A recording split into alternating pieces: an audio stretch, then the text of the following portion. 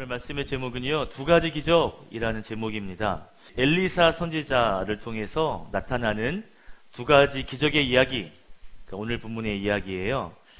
여러분 성경 38절 위에 보면 파란색으로 굵은 글씨로 제목이 쓰여 있나요? 뭐라고 쓰여 있어요? 두 가지 기적이라고 쓰여져 있죠. 사실 열왕기하 4장에는요, 네 가지의 기적이 기록되어져 있는데, 그런데 오늘 이 38절 이하에는 이 두 가지의 기적을요, 하나의 세트로 묶어서 소개하고 있습니다. 아마도 세대가 같은 이유이기 때문일 거예요.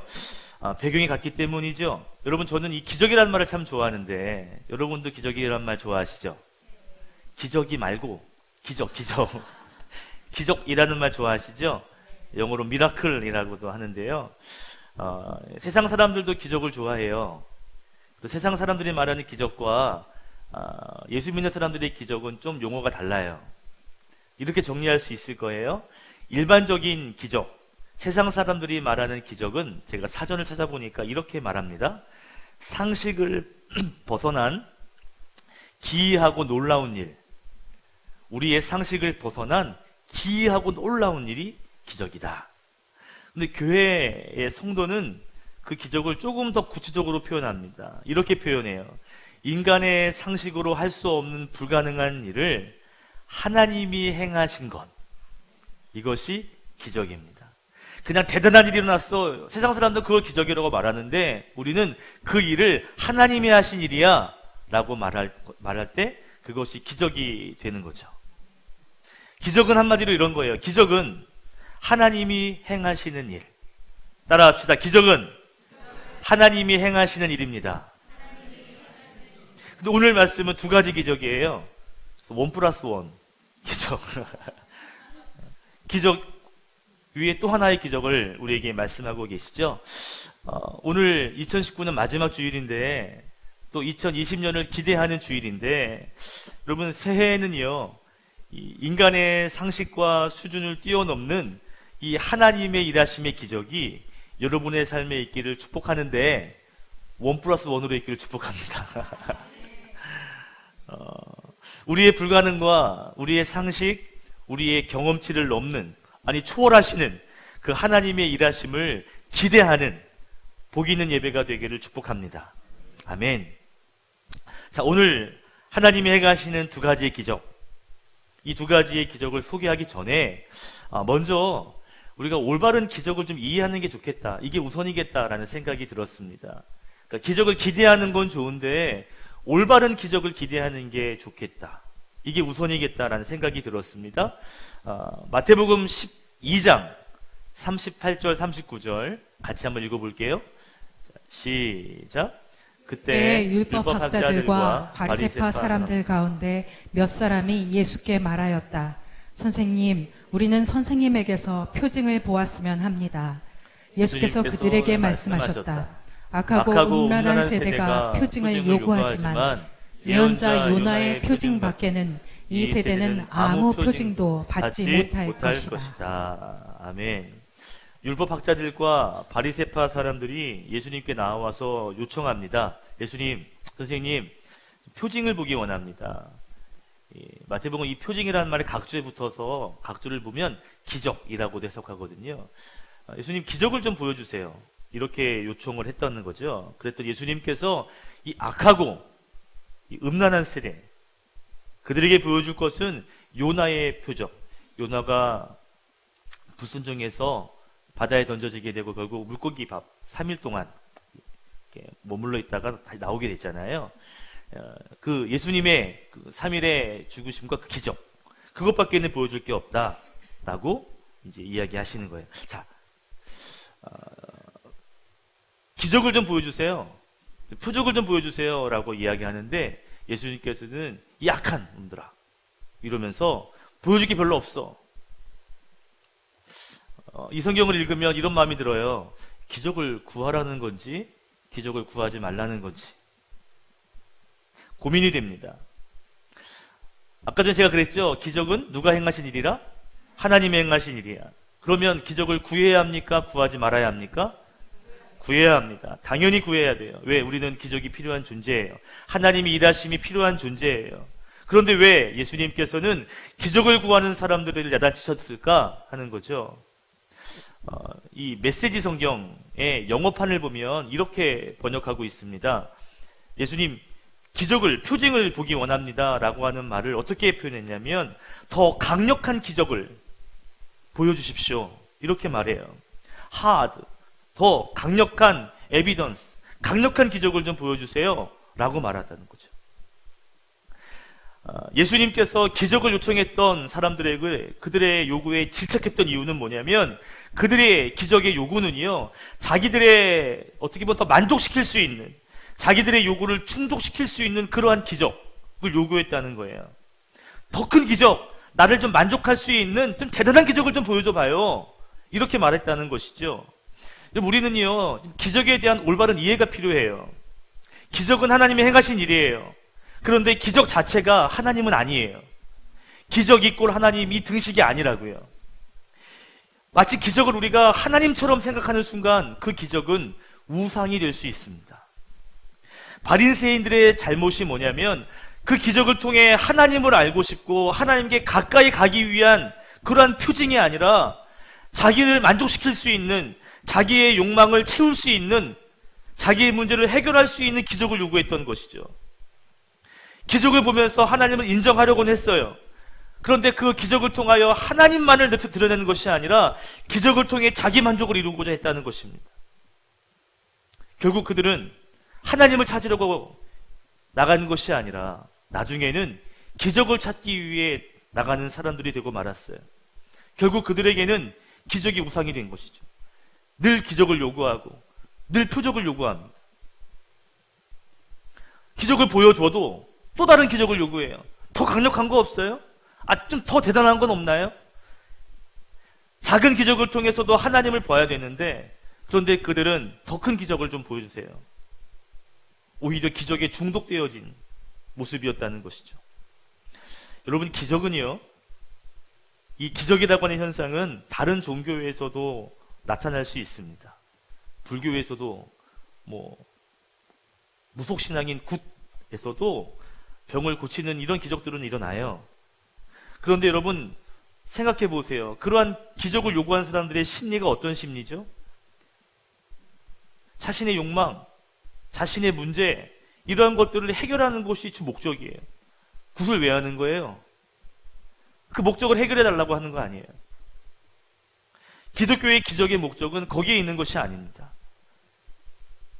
기독교에서 보여지는 하나님의 기적은 하나님을 보게 하고 하나님을 알게 하는 방법이고 도구가 되는 거죠.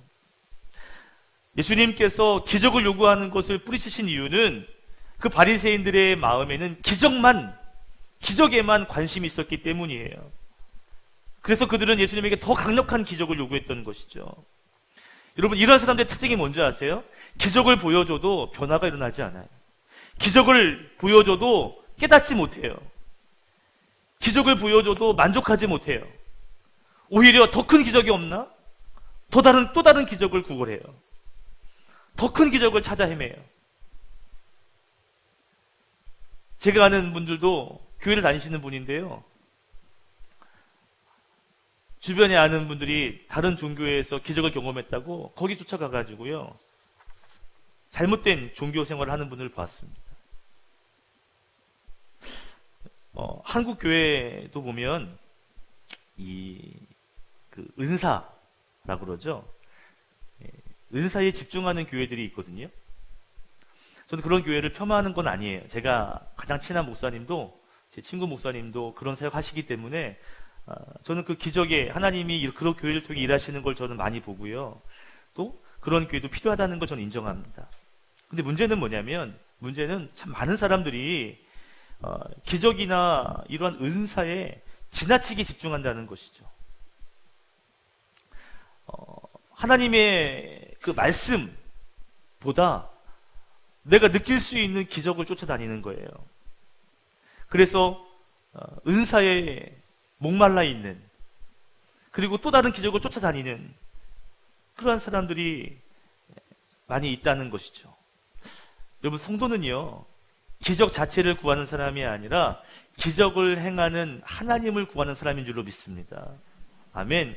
하나님을 구할 때 또 하나님과 가까이 나가다 보면 그 하나님의 일하심은요, 다방면으로 보게 되는 거예요.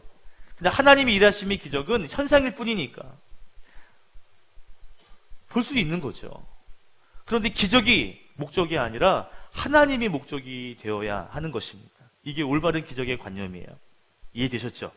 자, 그럼 오늘 본문에서 하나님이 행하신 기적을 이제 보겠습니다. 두 가지 기적이잖아요. 첫 번째는 어떤 기적이에요? 국을 끓였는데 국에 독이 있어요. 그래서 하나님의 선지자 엘리사를 통해 독이 없어지게 되었고, 그래서 독이 없어진 국을 나눠 먹었다. 이거 첫 번째 기적의 이야기야. 두 번째 기적의 이야기는 마치 오병이의 기적처럼 보리떡 20개 그리고 햇곡식 한 자루가 있었는데 그것으로 100명의 사람들이 먹고도 남았더라 라고 하는 기적입니다. 학자들은 이 보리떡 20개와 햇곡식 이 자루가 아마 한 20명에 먹을 수 있는 양이 아닐까 정도로 이렇게 이야기해요. 많이 먹는 분도 계시겠지만 보통 한 20명 정도가 되지 않을까 생각이 돼요. 20명밖에 먹을 수 없는데 100명이 먹고 남았다. 엄청난 기적이죠. 이 기적에 공통점이 있습니다. 뭐냐면 흉년에 일어난 사건이라는 거예요. 38절에 보니까 그때 흉년이 있었습니다. 흉년이 의미하는 건 뭐죠? 먹을 것이 없는 상황이라는 거예요. 고난이라는 거죠. 부족을 경험할 수밖에 없는 환경, 이것이 흉년이 의미하는 바입니다. 그런데 사실 이 흉년 앞에 또 다른 고난이 있었는데 당시 북이스라엘에는요, 이 종교적인 이 암흑기였어요. 그러니까 영적으로 피폐해져 있는 상황이었거든요. 그러니까 땅만 흉년이 아니라 사실 신앙에도 흉년이 있었어요. 당시 그 위에 이 아합이라고 하는 북이스라엘 최고의 악질 왕이라고 그럴까요? 우상을 가장 많이 사랑했던, 하나님 배신했던 아합 왕. 그 아합 왕은 죽었고요. 그 아들 요람이 왕이 되었는데, 그런데 성경에 보면 요람도 아합에 비해서는 덜하지만 그도 악했다 그랬습니다. 그러니까 아버지 세대도 악했고 그 다음 세대도 악했어요. 그러니까 영적으로 굉장히 흉년이었던 시대 위에, 그 위에 땅의 흉년도 임한 거예요. 이해가 되시죠? 당시에 그 전에 모압이란 나라가 이스라엘에게 조공을 바쳤는데요. 그런데 배신합니다. 오히려 이스라엘과 전쟁하게 되는 이야기도 또 나와요. 그러니까 영적으로 흉년, 육적으로도 흉년, 전쟁, 이런 상황이 있었다는 얘기죠. 그런데 이렇게 영적으로도 육적으로도 정치적으로도 다 흉년이에요. 그런데 먹고 살겠다고 들에 나가서 덩굴을 뜯어다가 국을 끓였는데, 그런데 독이 있어서 먹지 못하게 되는. 이 독은요, 제가 성경을 찾아보니까, 주석을 찾아보니까 이 독은 어떤 독이냐면 먹게 되면 구토를 유발하고 구역질을 유발하는, 결국 심하게 되면 복통과 신경통을 유발하는 그러한 독, 심하면 죽게 되는 그러한 독이라는 거죠. 자, 보세요. 종교적인 암흑기, 영적인 흉년, 거기에 육적인 흉년, 거기에 어떻게든 살려고 몸부림치는데, 그런데 독이 있는 상황. 배경을 정리하면 이렇게 되지 않을까요? 종교적인 흉년, 땅의 흉년, 독이 있는 상황. 세 가지 고난이 겹쳐 있는 현실이 바로 오늘의 현실이에요. 저는 오늘 본문을 이렇게 부르고 싶어요. 세 가지 고난이 있는 쓰리고 사건. 안 웃기구나, 야. 세 가지 고난이 있는, 세 가지 고난이 겹쳐서 한꺼번에 밀려오는 이러한 고난의 상태. 먹을 것이 없는 비참한 현실에, 그런데 또 다른 문제가 생기는 현실. 놀라운 건 이렇게 고난이 겹치고 그 겹친 고난들이 한꺼번에 밀려오고 있는 그때에 하나님의 일하심, 하나님의 기적이 나타나니까 그 고난이 극복되더라는 것이죠. 저는 이런 생각을 했어요. 묵상하면서, 야, 하나님의 기적은 여러 가지의 고난을 무색하게 만드는구나. 한 가지의 고난 위에 또 한 가지가 붙고 그 위에 고난이 붙고 또 그 위에 고난이 오는, 우리가 볼 때는 너무나 큰 고난이고 너무나 짙은 고난이지만, 그런데 하나님의 기적이 한 방울 임하면 그 어려움이 무색되어지는 거구나. 오늘 첫 번째 나누고 싶은 교훈은 이것입니다. 하나님의 기적은요, 극심한 어려움을 무색하게 한다는 것입니다. 오늘 본문의 두 가지 기적, 흉년에 일어난 일이에요. 모두 다 먹을 것과 관련이 있습니다. 하나는 국에 대한 이야기, 하나는 빵과 곡식에 대한 이야기. 그들이 겪고 있는 상황은 흉년이에요. 여러분 보세요. 흉년이라는 건 내 힘으로 어떻게 해결할 수가 없어요.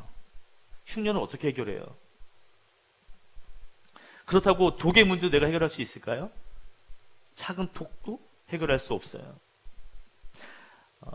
성경에 나오는 아까 그 말한 독이요, 구토가 일어나게 하는 그 독은 제가 주석을 찾아보니까 여러 학설 가운데 가장 많이 등장하는 게 이런 거예요. 이 독은 많은 사람들에게 알려진 독이라는 거예요. 어린 시절부터 조심해, 그거 먹으면 안 돼 라고 알려진 독이라는 것이죠. 여러분, 우리가 흉년의 문제 같은 거대한 문제는 내 힘으로 해결할 수 없어요. 뿐만 아니라 내가 익히 알고 있고 익히 지식으로 알고 있는 여러 가지 일들이라 할지라도 그래도 내가 할 수 있는 일들은 별로 없습니다. 건강의 문제 내 힘으로 된 것 같지만 여러분, 조금만 건강을 잃으면요, 내가 건강했던 거야 이게 안 되더라고요. 사람은 흉년처럼 내 힘으로 해결할 수 없는 것뿐만 아니라, 또는 내가 익히 알고 있는 독을 조절하지 못하는 것처럼 내가 할 수 있는 일도 해결할 수 없는 존재가 바로 우리 인간의 존재예요. 그래서 우리는 하나님의 일하심이 너무나 필요한 존재입니다. 이 두 번째 기적도 비슷해요. 왜 이렇게 조명이 반짝반짝하지? 이 두 번째 기적도 비슷합니다. 사람이 100명이 넘게 있는데요, 먹을 것은 20인분밖에 없는 거예요. 주변의 상황은 흉년이에요. 이 문제 어떻게 해결하겠어요? 해결할 수 없어요. 그런데 하나님이 개입하시고 하나님이 일하시니까 100명이 배부르게 먹고도 남는 역사가 있었다라는 것이죠. 부족의 문제가 완전히 무색하게 되는. 중요한 건 하나님의 기적이 임하게 되면, 하나님이 우리의 삶에 개입하시고 역사하시게 되면 우리가 할 수 없는 이 어려움이 무색해질 수 있다. 오병이어도 마찬가지 아니에요? 오병이어의 기적도요, 빈들에서 일어난 일입니다. 아무것도 없는 땅에서 하나님의 기적이 일어나는 거죠. 그리고 우리는요, 인생에서 흉년을 만날 수 있어요. 흉년을 만날 때 할 수 있는 게 별로 없죠. 이런 생각이 듭니다. 아유, 풍년만 되면 내가 할 수 있을 텐데. 풍년이 오면 될 것 같아요? 풍년이 오면 여러분 아무 문제가 없을까요? 풍년이 오면 또 다른 문제가 생겨요. 그 문제가 또 우리를 단초하게 만들 거예요. 또 이런 고백을 할 거예요. 풍년이 와도 내 힘으로 할 수 있는 게 없구나. 첫 아이를 이제 임신하고요, 제가 임신한 게 아니라 사모가 임신을 했을 때 배가 이렇게 불렀어요. 그러니까 배가 이렇게 부르고 이렇게 앉으니까 얼마나 불편해요. 그 옆에 있던 이렇게 얘기해요. 아유, 힘드시죠 사모님.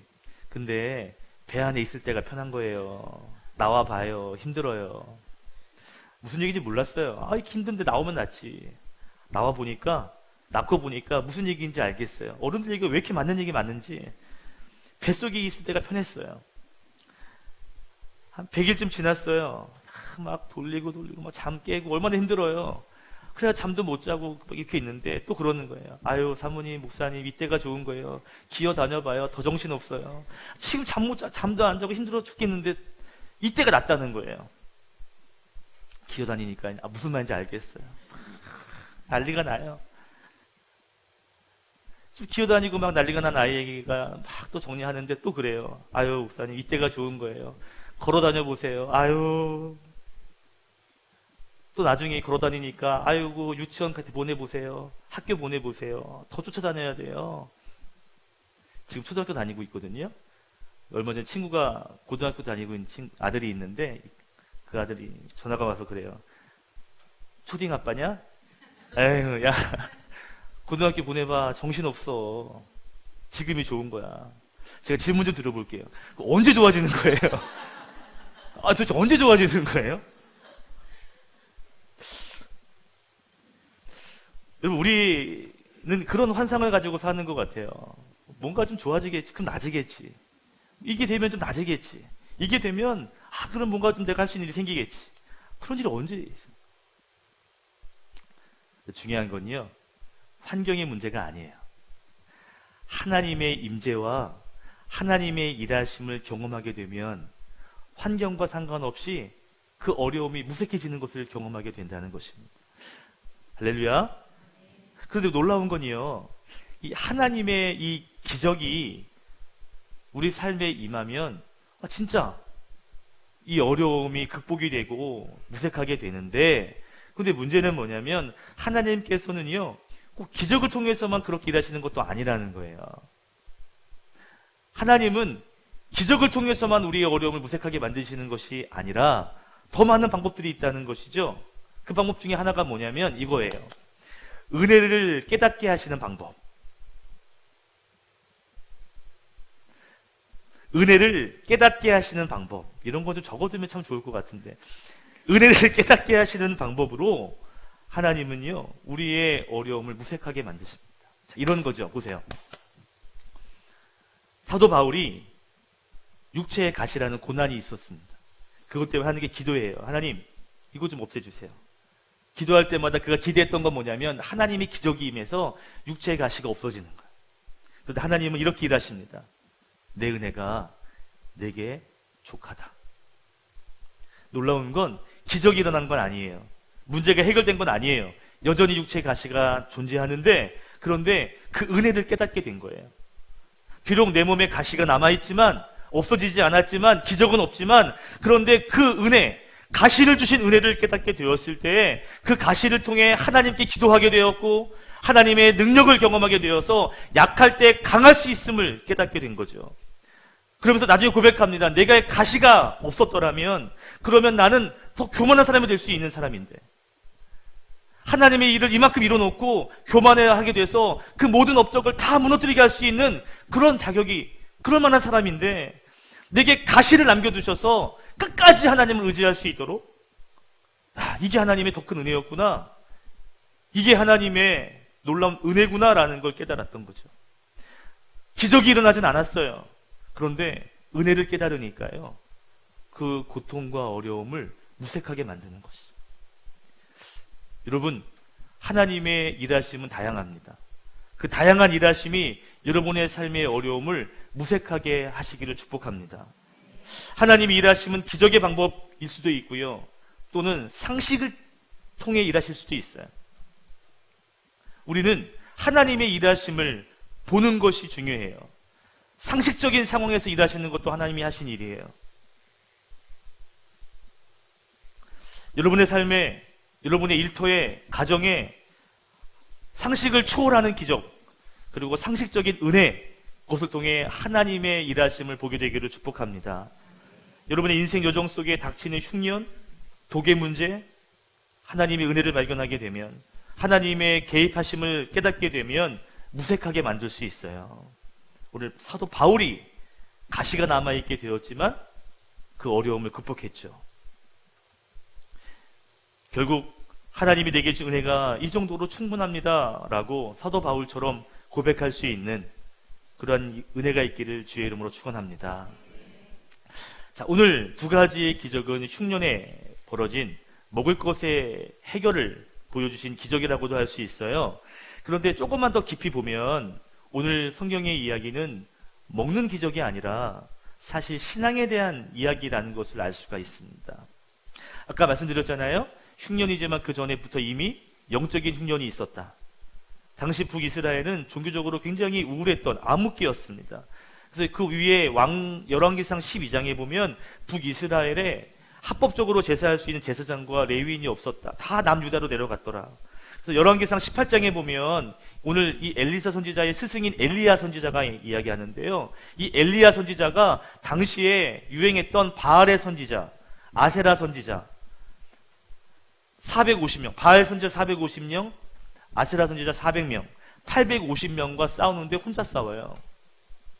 함께 싸울 사람이 없어요. 얼마나 암흑기인지 아시겠어요? 그 다음 19장에서 이 이세벨이라는 왕비가 자기가 섬기는 바알 신과 아세라 신의 제사장을 850명이나 죽였으니까 화가 났어요. 그래서 엘리야를 죽이겠다고 난리가 났습니다. 그래서 엘리야가 도망을 가거든요. 그러다가 하나님이 만나주셔요. 근데 하나님 뭐라고 말씀하시냐면 이스라엘에 아직도 바알에게 무릎 꿇지 않은 자가 7,000명이 남겨두었다. 전 7,000명 대단한 줄 알았어요. 여러분 제사장과 이 죽은 제사장만 850명이에요. 그를 따르는 사람들은 무수히 많겠죠. 그 중에 하나님을 따르는 사람은 7,000명. 비교가 되지 않아요. 그런데 여러분 이런 배경 속에서 오늘 성경에 보니까 길갈이라는 곳에 예언자의 수련생, 그러니까 선지자가 되기 위하여 수련하는 신학교는 그 마을이 있었다는 거예요. 영적으로 어려운 시대, 그 시대에 끝까지 하나님을 경외하려고 하는 사람들이 있었다는 거죠. 오늘 이야기는 끝까지 하나님을 경외하고자 하는 사람들에게 흉년이 일어나고, 그러나 하나님께서 그 가운데 어떻게 일하시는지를 보여주시는, 그래서 하나님의 채우심을 하나님을 경외하는 자들이 경험하게 된 사건이 오늘의 사건이에요. 두 번째 기적도 마찬가지예요. 어떤 사람이 바알 살리사라는 마을에서 왔습니다. 바알 살리사라고 하는 뜻은 셋째 우상 또는 셋째 남편이란 뜻이래요. 이름에서도 알 수 있듯이 그 마을은 바알 신과 관련이 있는 도시예요. 그런데 이곳에서 온 한 사람이 하나님의 사람에게 첫 수확을, 그것을 빵과 곡식을 가져다 주고 있습니다. 이 사람이 어떤 사람인지에 대해서 전혀 성경은 소개하지 않아요. 제가 여러 가지 주석을 찾아보니까 한결같이 말하는 건 이 사람이 누군지는 모르겠지만, 그러나 하나님을 경외하는 사람인 것은 분명하다. 왜냐하면 하나님을 경외하는 자였기 때문에 이 흉년의 때에 먹을 것을 이 믿음의 사람들에게 전해주는, 하나님의 사람에게 줄 수 있는 사람은 하나님을 경외하는 사람일 것이다. 이렇게 이야기합니다. 자, 오늘 성경의 이야기는요, 하나님을 경외하고 있는 사람들이 겪는 하나님을 경험하는 이야기예요. 그런데 말씀 묵상하다가 이런 생각이 듭니다. 이 하나님을 경외하는 사람들이 하나님의 기적을 경험하게 될 때 그 매개체가 누구냐면 오늘 성경에 보니까 무명의 한 사람이에요. 이름도 소개하지 않은 한 사람. 그리고 독을 없애는 기적 가운데 행한 물질이 뭐냐면 평범한 밀가루예요. 대단한 요술가루가 아니에요. 마법가루가 아니에요. 평범한 밀가루. 두 번째 기적은 이름도 모르는 무명의 한 사람을 통해 하나님은 하나님의 기적을 펼쳐 가시더라는 것입니다. 물론 그 기적의 중심에 엘리사 선지자가 있지만, 그러나 그 손에 들려진 것은 아주 평범한 사람, 아주 평범한 밀가루였다는 것이죠. 결국 그러한 작은 것, 평범한 것을 통해 하나님은 놀라운 일을 이루고 계시다는 것입니다. 여러분, 하나님의 기적은 이런 거예요. 대단하지 않은 것을 통해 놀라운 일을 행하시는 거예요. 우리는 재료가 참 중요하잖아요. 음식을 하나 할 때도 재료가 중요해요. 신선해야 돼요. 그죠? 하나님은요, 말씀으로 역사하실 수 있는 하나님은 재료가 그렇게 중요하지 않습니다. 인간을 만드실 때도 마찬가지예요. 우리는 우리가 대단하다고 여기지만 사실 그 재료는 흙, 먼지, 티끌입니다. 하나님은요, 이런 재료로도 우리를 만드시는 거예요.